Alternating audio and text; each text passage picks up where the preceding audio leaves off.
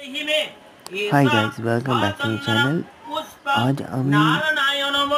आज গতকাল আমি গিয়েছিলাম রায় পরিবারের কার্তিক পুজোতে। খুব ভালো লাগলো